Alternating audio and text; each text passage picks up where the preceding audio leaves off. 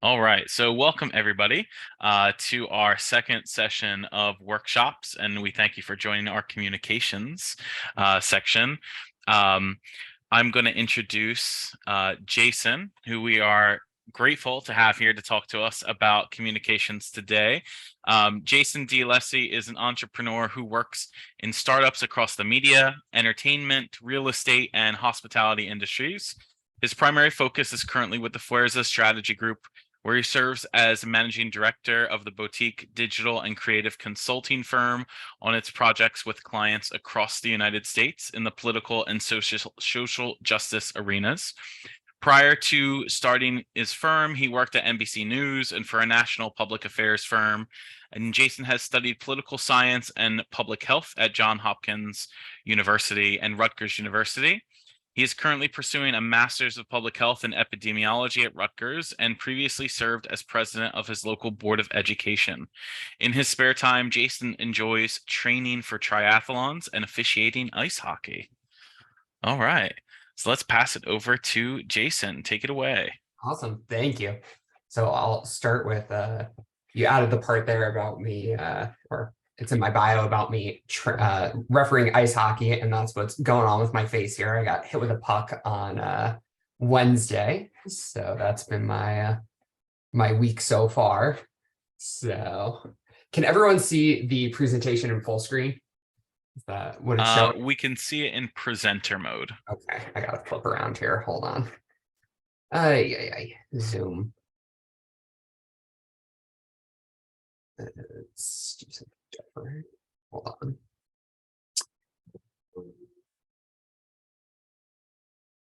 Pulling a bit of a boomer here.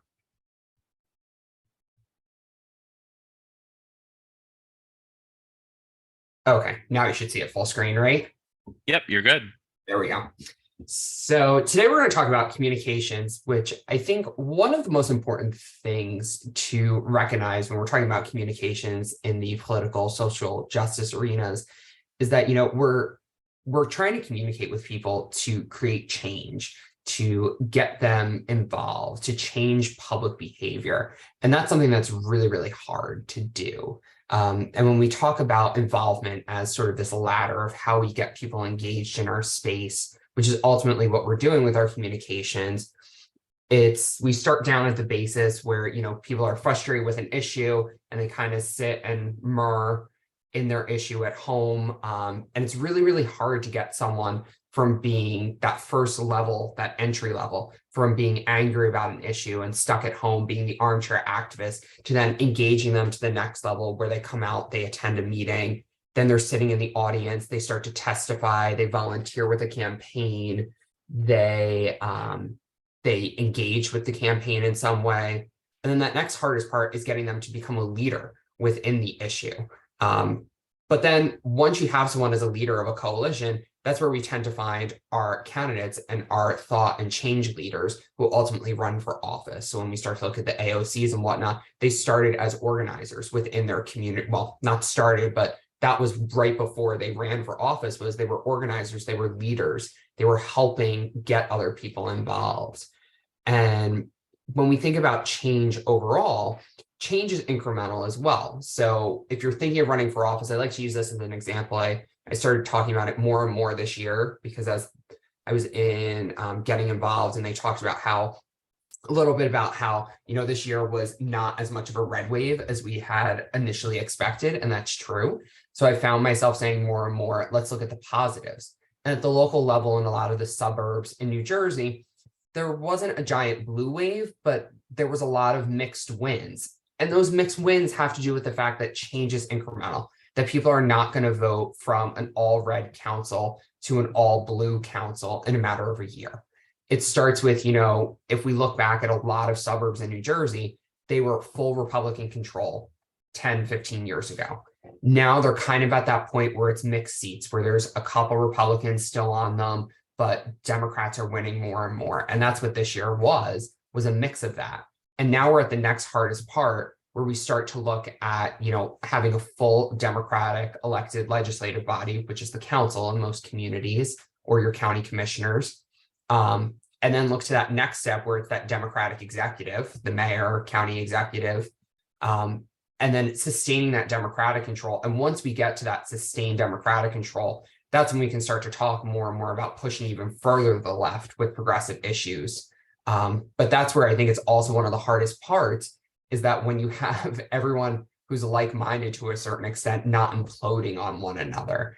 And that's a real big challenge. But it's all getting through these steps is all about communicating with voters and with the public's opinion about why it's so critical to move from one step to the next in terms of policy. So every message that we look at when we're developing a political message comes down to one of two branches. There's the message of change, or there's the message of maintaining the status quo. This group today, I think it's very, very rare that we're going to find ourselves in a situation where we want to maintain the status quo. More often than not, we're looking at that change branch of the message. And there's a whole kind of subset of ways that you convey that change message. You know, the values, I think that's something very, very common to set on, is that the values of why something needs to change. The financial implications in New Jersey, property taxes being as high as they are, school taxes being as high as they are, the number one issue overall is always people's taxes and where it hits them in the pocketbook. You know, a lot of Monday night quarterbacks like to say that Joe Biden didn't talk enough about success with, you know, controlling costs, lowering the price of gas, all that. I don't know how much truth there is to that. I don't know that I necessarily agree with that. I think there are other financial messages that Democrats could have harped on, like the fact that we saw in some districts down in Florida where we finally have a Gen Zer who's going to Congress, you know, talking about the fact that $10,000 is not enough in student loan forgiveness. And, you know, here we are at a stalemate. So maybe we need to talk about those financial implications. Then also just culture of a community, culture of a district over time, and really changing that. And the fact that we need people who align with the values and the culture that we see in the future, and not, you know, the same 1950s. So this is one of my favorite messages from a coalition. So I'm going to try to break this into two, but we're going to lean heavy on the campaign examples. But a real simple coalition message that was really successful was the Flush Fran Fund. And Francis Cajaljo was a homophobe who happened to be on the school board in Hackensack. And the city of Hackensack is in Bergen County. It is one of the most diverse, it is possibly the most diverse city, or it's one of only a few cities in Bergen County. It's one of the most diverse communities in Bergen County. And Francis Cajaljo, when the LGBTQ history curriculum came into effect, was very adamantly opposed in it, in one of the most diverse communities in New Jersey. This coalition, the People for Hackensack's Future, they have been going after her with good reason for over time, just her homophobic views and being a bigot. Finally, you may have heard about this story in the news. It was during COVID.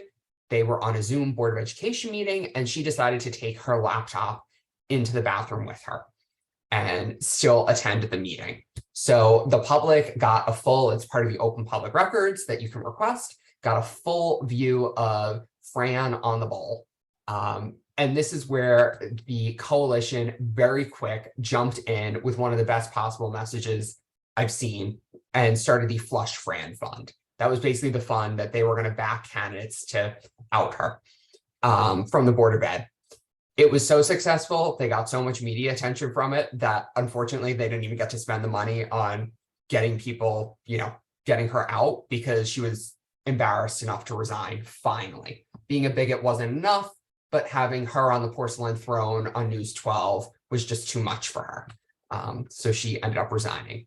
But the base of this message, the Flush Fran Fund, simple, to the point, quick. It just worked so well. And that's one of the biggest things I'll say. This is another one. This is a campaign message. I think as progressives, we like to play nice in the sandbox a little bit too much sometimes.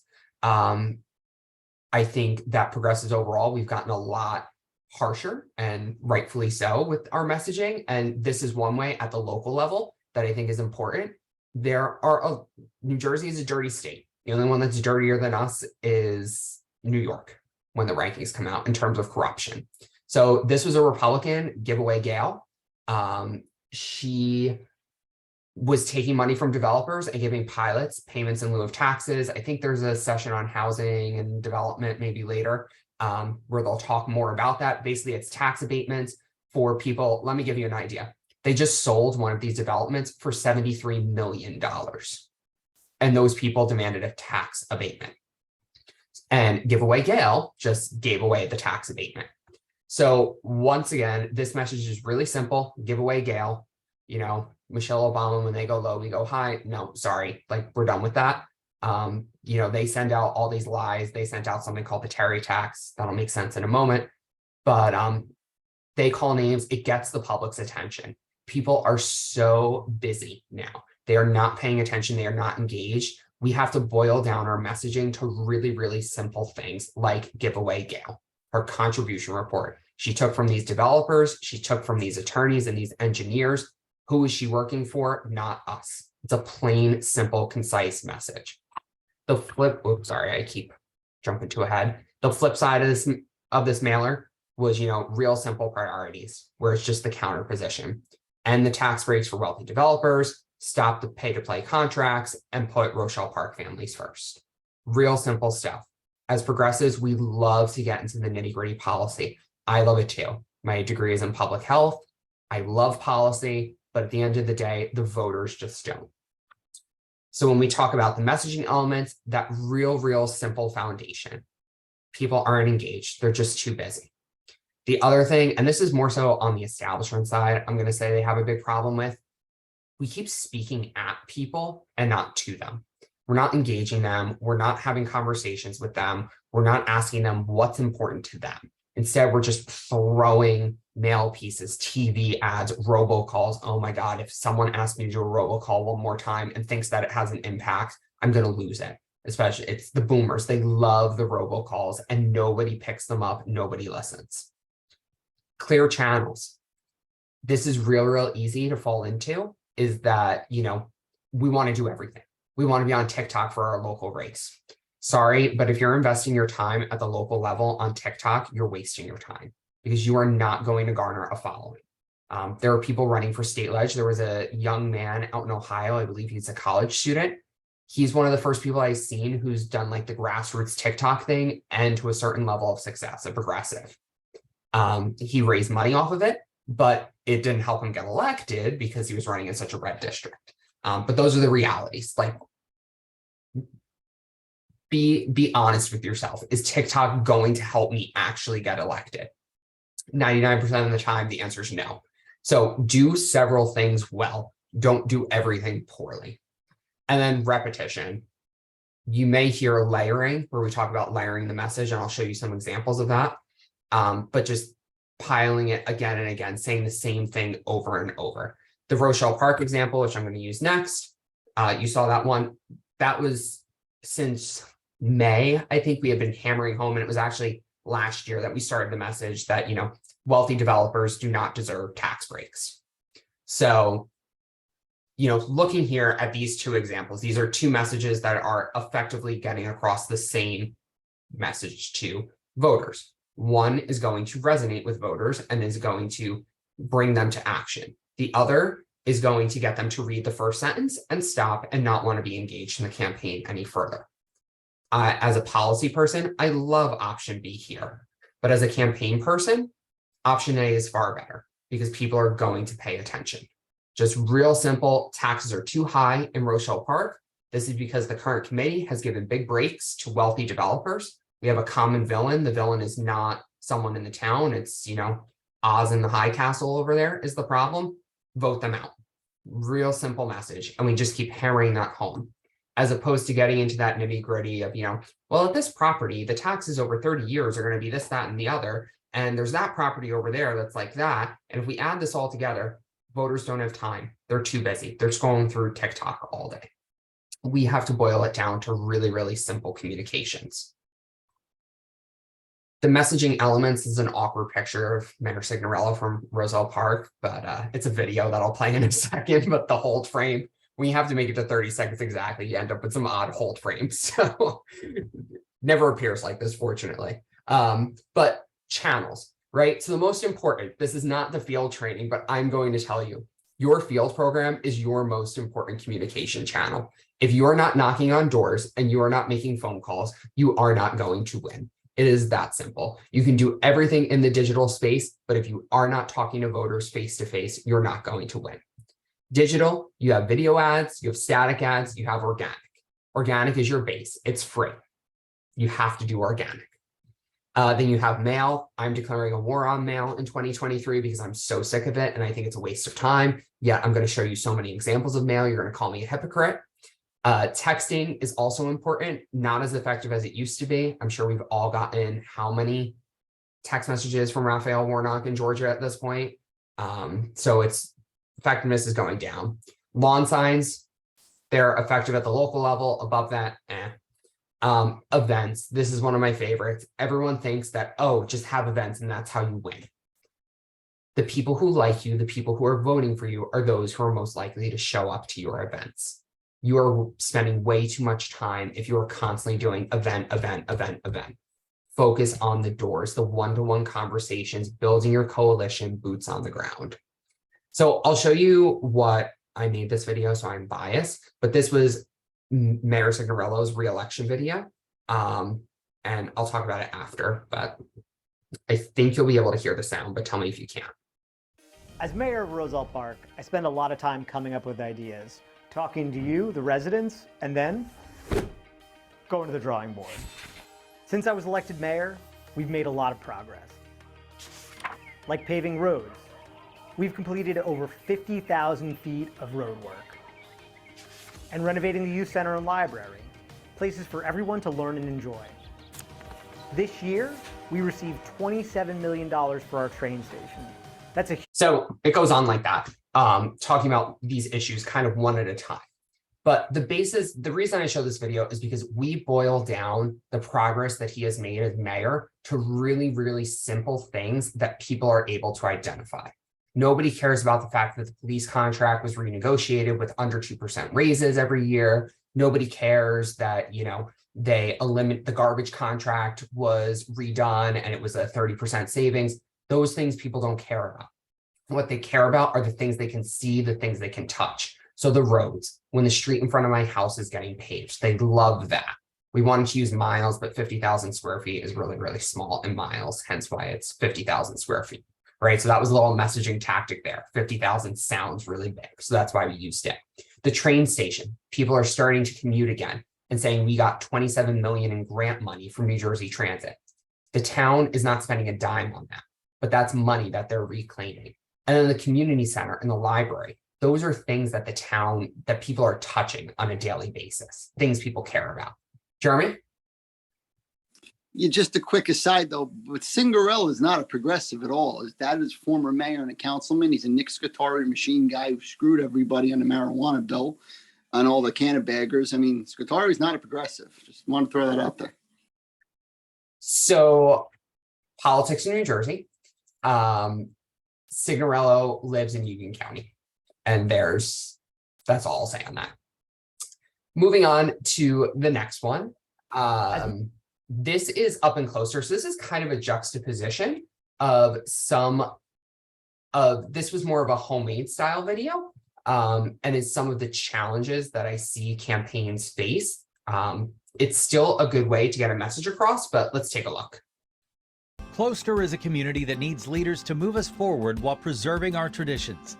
Councilwoman Dolores Whitko is an experienced leader, and together with longtime residents Gideon Choi and Lena Kaisman, they have a vision for Closter's future, like fighting for our local. Okay, that one goes on like that. But does anyone notice anything about that ad? Anything immediately? Do we notice the robo? Jumpy. Sorry. Yeah, it was jumpy.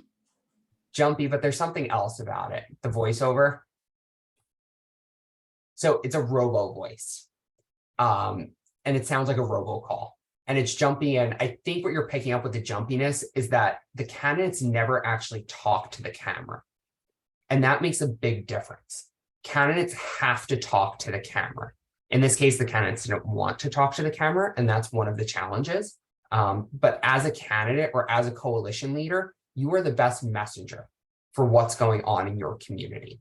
And you're the one who's going to get the highest number of votes. If you're not willing to talk to the voters directly, then it's not going to be as effective. So voiceovers are great and all, but you talking to the voters is critical when you're messaging. We'll come back to some more video stuff if we have time later. Close to. So messaging elements, we have channels, right? Let's talk about social media and everything. How many of these channels do we think that we should be active on as local candidates? 5, 10. 2 to 3. 2 to 3. Jeremy's jumping to the answers here. You got 2 to 3 and just do it right.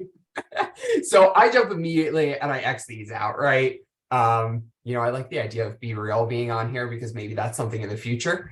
And I think that I won't have to fight with Democrats anymore about being on Twitter finally. I think we can finally cross that one out. But, you know, the reality is that in most cases, Facebook and Instagram is all you need to be on. And Facebook and Instagram, when we talk about free tools, the Meta Business Suite is Facebook and Instagram. You know, you post on one, it's going to the other. So it's pretty streamlined and pretty easy. The next thing I'll say is we talk about doing things well. This is something that was posted on a campaign page. I think it was last year. It's one of my all-time favorites. Does anyone know who this woman is by any chance? North Jersey. So this is Ann Grossi, the clerk. She's a Republican in Morris County. She's gotta love whatever building that is. I think that the Supreme Court. I'm not even sure what building that is. I should know that. But she's got that, you know, green screen background. This was actually a video she did. Gotta love the American flag scarf, right? Like we're just calling to those Republicans to come out and vote. Are you voting for her, or it wasn't the same election, or something? This looks a little funky via Zoom, but something a little bit more modern and artistic looking, right? So when we talk about content, we want to get away from the creepy American flag Zoom look and get more towards the modern people of the people. When we do photo shoots with candidates, we're always having them in polo shirts, simple button downs, you know, get out of the suits, get into the casual wear, jeans, chinos, even joggers. You know, there are some candidates. I had one who was a runner and his ad was him running through the town. I don't have an example of it, unfortunately, but it was him running through the town. It was really to show that he's just like every other resident. He wakes up in the morning and he's a runner, so he runs through the town. He wants safe streets. He wants, you know, healthy, the mayor's wellness initiative. He wants that active. I'm going to hate on my own clients. I don't know if you know the Dutch Vagianos and Ordway people, but this was what they had made it. This was Christine, I believe, made this herself. We gotta love candidates making their own creative. It's an adventure every time. One of my favorites is down here with this little, I don't know what that is. You know, That's a tilde. Yeah, it's like a tilde. I don't think it actually is. I don't know what they were trying to do there. Pixelated pictures. This was a scam, but the pictures, I can assure you, were pixelated there. This is some of our original work, so I don't even love it. But you know, something simple, something clean, that's what people are looking for. You know, it's a style. Bernie and AOC, I will say, have really brought about progressive politics to be the artistic and creative vision. In campaigns, I love their styles. AOC more so. And I've tried to emulate her style on a number of campaigns. So, you know, I'm all about that side of the creative. This is one of my favorite errors that I ever found. I'll just jump to it. What the mistake here is. When you're posting, accuracy matters. In this case, this page is Jim Gannon for sheriff. He's Morris County. That's Deborah Smith, Mercer County freeholder. So right page, right account, you know, make sure that you're posting accurate stuff. And if you are copying, you know, imitation is the finest form of flattery, make sure you're putting together the right message and that your message is going out there correctly. Let's talk about this mail piece. What what do we notice about this mail piece immediately? Jeremy, yeah, go ahead. Wait a second. Can you go back one, please? Yep.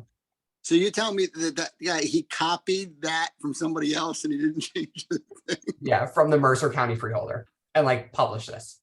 And this is Jim Gannon for sheriff.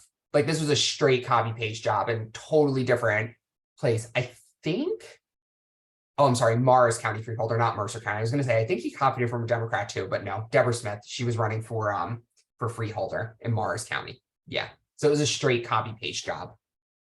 And it was, he didn't even take out the woman who, of course, he copied a woman's work and tried to take credit for it. So, man. Anyway, anyone notice anything they don't like about this? This was a mail piece, actually. Go ahead, Jeremy. I guess if I have an hour or two, I'll sit down and read it. There is a lot there. It is an 8.5 by 11. So it's better than some others, I will say that. Anything else? The font that they choose to use is not the greatest. Yeah. So it's meant to look handwritten, which is a challenge, I will say that. But the positive sides of this mail piece is that it does tell a story. So it introduces the candidate and it tells a story of their involvement with the community, how they came to be, gets across the public service aspect. This guy happened to be a district attorney in Manhattan, dealing with domestic violence cases, and then worked under Eric Holder in the Federal Justice Department. So it tells a story, and that's something that we don't see a lot in campaigns. So those are the things I like. Creatively, like you said, there's a lot of text going on, and the font is as far as that. The side of this that did work well is that these were the digital posts that went along with it. So that's that aspect of layering, is that it's the same photos. The text that was used in the post is similar to what was on there. So we're reinforcing things again and again with people. Next example I use, this guy happens to be running for Austin City Council. He made it to the runoff. You know, this is closer to that AOC style, that more progressive brand that has been coming around. These are pixelated because they're digital ads, so they're normally small. But Zoe it's a very modern, progressive feel to it. It looks new, it's clean, and very simple. Like I said, these were digital ads, hence why there's practically no text on them. This is another mail piece. Unlike that one that looks like it was literally the book, where it's, you know, sit down and read it. This one right here, how many words are we in total on the message? 7. Change on Norwood Council takes 4 votes. That's our message. And then it's the candidate names. Really, really simple. This was an IE, actually, independent expenditure that went out. So the campaign had already been saying that message about how we need more. Here's all the things we want to do. Here's all the change we want to enact. So this independent expenditure was simply backing that up, basically reinforcing, you want to see all this change you've been hearing about, it takes 4 votes. That's why this was a really simple, clear message to get across. This is another example of the Park Ridge one that I like. Talks about grant money, things that people care about. I'm going to jump ahead actually to something else. Oops. So this here, this was something new that I tried this year. It's a lot, and I actually got it from down in Texas, from some of the campaigns down there. So this was a mechanism for communicating to voters that their voting record was not as strong and not strong enough to turn out to be part of the change, the blue wave. So here is where it goes through, and there's a lot of different elements, but when you're getting a sea of flashy postcards sent to you by every single special interest group, congressional campaign, county campaign, everything, this ends up standing out. And there are different components of it, but for now, since we're short on time, I'm just going to say that this is something different that you can do. And I think that's important to do every now and again. So, you know, if you're interested, I can always talk to you more about the things that I like with that, and why I think it's effective. Free resources. This here, the creative world lives in the Adobe Creative Suite. here's the list of every single Adobe. This is not the entirety of the Adobe suite, but you can just Google for these. Similar software that is free. So, Photoshop, there are countless alternatives, including Canva. I saw that before, Canva is the greatest thing ever. I don't know if it's free anymore, but it's low cost at the very least. Same thing with, video editing. There's DaVinci has a free version. iMovie, if you have a Mac, I wouldn't recommend it though. I think DaVinci is a better software. It's a little more intense. And these are things that help you. When you're putting together a campaign, some other free resources, stock photos. There's countless stock photos out there, Unsplash, Flickr. If you search government works only, it's a great way to get, buildings, justice type stuff if you need that. Police, if you're trying to send out, an anti-police message. There's plenty of FBI images. Those are all free for public use via Flickr. You can also Oprah images that are on a town's website. You can actually Oprah those and use them for free. You have a right to use them for free because they were taken presumably with public resources. Graphic design, I have a love-hate relationship with Canva. So, it's great for those who are not using it every day. Then guidance, Rutgers Eagleton Institute does a program. The Women's Center for Women in Politics, CWAP, does their Women Who Run or Ready to Run type program. That's a big one. Netroots Nation, I think, is a great program to attend, and they have a lot of cheap ticket offerings or virtual offerings. That is a really great way to even dive in further. Labor unions also offer guidance. The NJEA has a program. I know CWA does. Laborers give money. And then I'm always available and happy to chat, even if it's just for ideas and give you, you present a problem to me. I love thinking through problems. So, send me something and I can give you the way I see things, I like to call it. So any questions, ideas, anything? We have a few minutes left. So for those of you who have questions, just to easily facilitate this, can you kindly use the raise hand feature here on Zoom? So we could just do it in an organized manner, or please feel free to put your questions in the chat.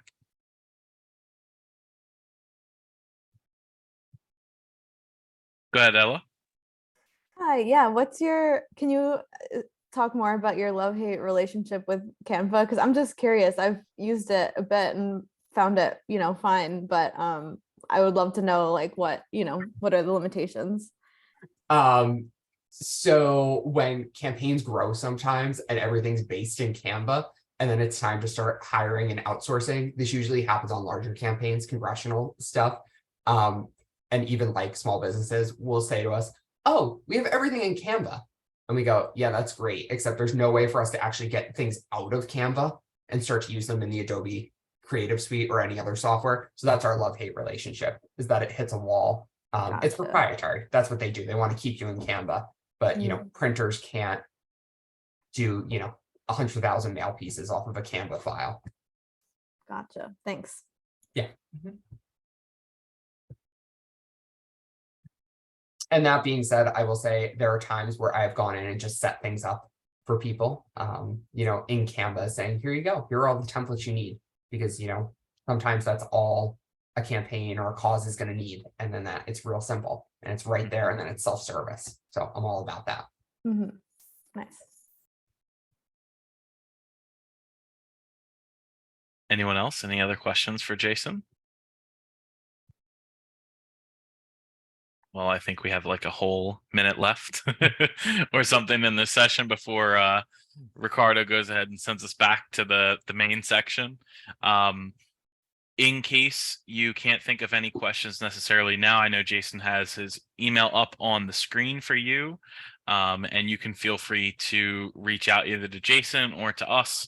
And we'll make sure that we connect you with Jason in some type of a way. I imagine that's the case if you have really, really specific questions in the communications world. So please feel free to do that at any time. All right. Awesome. It was a pleasure and best of luck to everyone.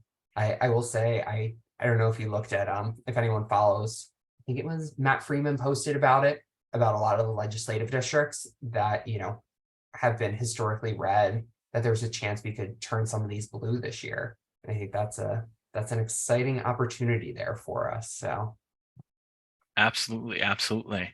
All right, thanks everybody for attending. You should see the message now back up on your screen to click to leave breakout room and join back the session. Thanks again, Jason. Appreciate your workshop today. absolutely.